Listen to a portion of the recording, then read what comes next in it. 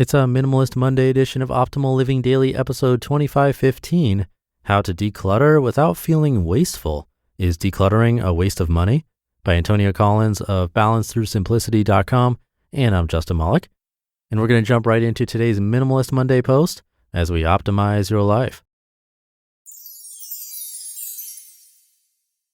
How to Declutter Without Feeling Wasteful. Is Decluttering a Waste of Money? By Antonia Collins of BalanceThroughSimplicity.com. Decluttering can be difficult or daunting, and we often find excuses or reasons to avoid or put it off. A common argument that I often hear is that decluttering is a waste of money. In this article, I'd like to share my thoughts on how to declutter without feeling wasteful. Decluttering is a positive experience. First and foremost, decluttering is meant to be a liberating and exciting opportunity to create time, space, and freedom in an otherwise cluttered home, schedule, and life. Decluttering doesn't have to be stressful. Of course, there are times when we have to get rid of stuff that we might not normally want to. Maybe you're sifting through the personal possessions of a loved one who's recently passed away. Perhaps you're downsizing and have to let go of stuff to fit into your smaller, new home.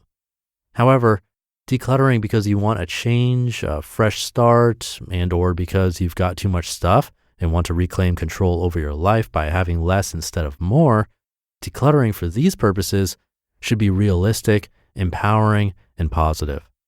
There are so many tips and resources to help you declutter your home and life. Decluttering problems. However, decluttering does also throw up some challenges. Common decluttering problems include lack of time, lack of motivation, lack of support from others in your home, lack of strategy, feeling overwhelmed, and not making decluttering fun. Sometimes we don't prepare for decluttering. We make a few decluttering mistakes and we get stuck not knowing how to overcome them.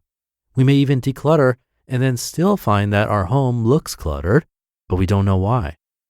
However, a very common decluttering problem is how to declutter without feeling wasteful.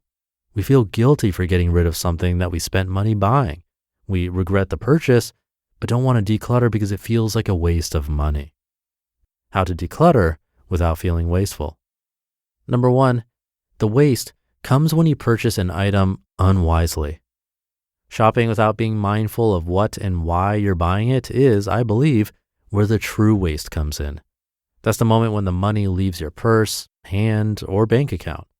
Getting rid of something that's been sitting in your wardrobe unworn for 3 years won't waste money any less than the moment you bought it in the store. Shop mindfully and wisely. Number 2, donate or give away. If getting rid of an item feels wasteful, try to donate or give away things.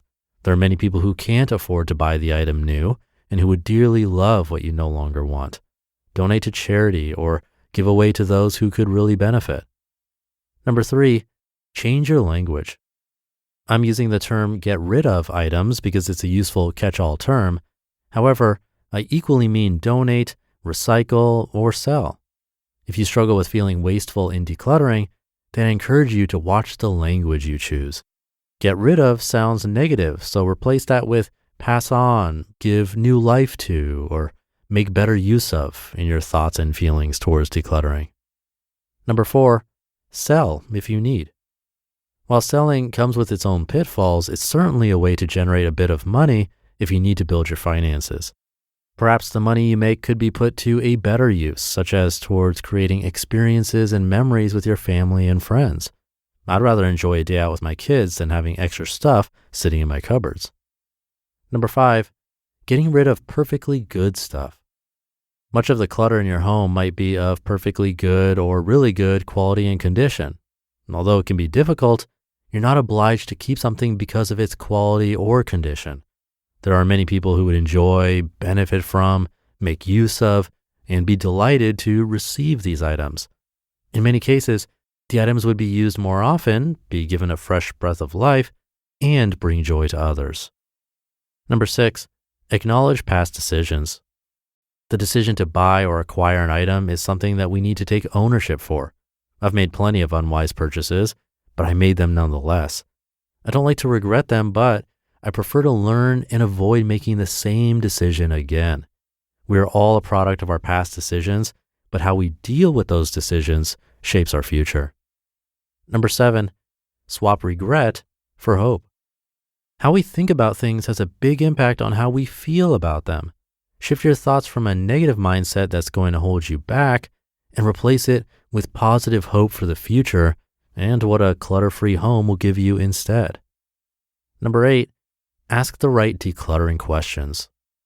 Knowing what questions to ask of yourself and every bit of stuff you hold up to assess will help you declutter with confidence and clarity. You might still regret spending the money in the first place, but when you consider what value your stuff is adding to your life right now or holding you back from, then it might help you come to terms with your feelings of wastefulness. And number 9, focus on the benefits. Some of the benefits of decluttering are going to be priceless and far more precious than the price tag on stuff you might be struggling to declutter now. Although there's inevitably a trade-off in every decision you make, keep versus let go, just remember why you're doing this and what you're going to gain as a result. Let go of feeling wasteful when decluttering. The guilt or shame around wastefulness that we sometimes feel when decluttering is a burden that we need to let go of. It doesn't serve us to regret past decisions, but instead, I myself try to look to the future. That future is brighter, calmer, with more space for joy and opportunity when I'm not struggling to manage my home and the stuff in it. Be kind to yourself, be positive, and take power over your stuff instead of letting your stuff hold power over you. Learn from past mistakes. Gift your wanted clutter to others for whom it won't be clutter. Decluttering takes confidence, practice, and trial and error. It's not always easy, but in my opinion, it is always worth it. You just listened to the post titled, How to Declutter Without Feeling Wasteful. Is Decluttering a Waste of Money? By Antonia Collins of BalanceThroughSimplicity.com. Thank you to Antonia. Good point there with tip number 1. Waste comes when we purchase an item unwisely. So paying attention and having that awareness around our money and purchases is really important. If we can stop the impulse purchase before it happens, then we have a much better chance at reducing waste. But the best thing I've done, which I used to talk about a lot, but it's been a while now, so it's worth repeating, is tracking my expenses. Actually income too, but if that's too complicated or will prevent you from doing it in the first place, then simply watching every dollar spent is the perfect exercise to have better awareness around spending. There's no excuse now because the tools for doing this have gotten so much better over the years since I've been doing it. I used to do it with an Excel spreadsheet. It was very manual. I had to keep all my receipts. But now if most of your charges are to your credit card or bank account, there are tools that can automate this for you and you can see the charges come in. You'll get the notification without even doing anything. My favorite one is still YNAB. That stands for You Need a Budget. You can find our write-up about it at oldpodcast.com/track.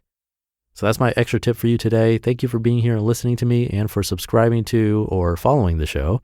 And I'll see you tomorrow where your optimal life awaits.